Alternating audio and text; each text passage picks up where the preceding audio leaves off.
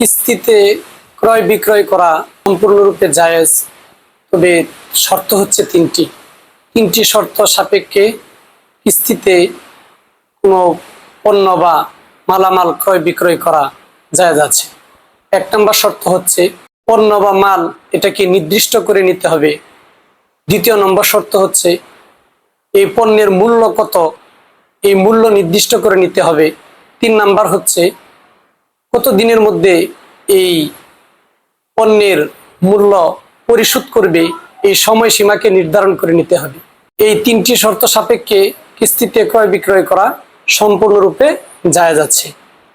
কিস্তিতে পণ্য ক্রয় বিক্রয় করা এটা সাহাবায়ে কেরাম থেকে যুগ যুগ ধরে চলে আসছে। সাহাবায়ে কেরামের মধ্যেও কিস্তিতে পণ্যের ক্রয় বিক্রয় হয়েছে। বুখারী শরীফের 2258 নম্বর হাদিসের মধ্যে আসছে যে সাহাবায়ে কেরাম কিস্তিতে পণ্য কেনা বেচা করেছেন।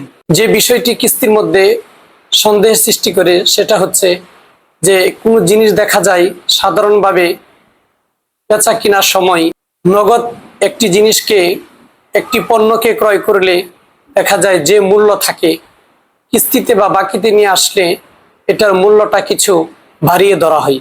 এতে কম বেশি করার মাধ্যমে কোনো সমস্যা নেই, কারণ এটা স্বাভাবিক যে একটি জিনিস নগদে ক্রয় করলে তার দাম কিছুটা কম আসে, আর বাকিতে নিলে এটা কিছু বেশি আসবে, এটাই স্বাভাবিক। আর ঘটনাক্রমে যদি সুনির্দিষ্ট সময়ের ভিতরে ক্রেতা মূল্য পরিশোধ না করতে পারে, তাহলে দেরি হওয়ার কারণে ক্রেতার উপর পণ্যের মূল্যের দামকে আরো বেশি নেওয়া যাবে না।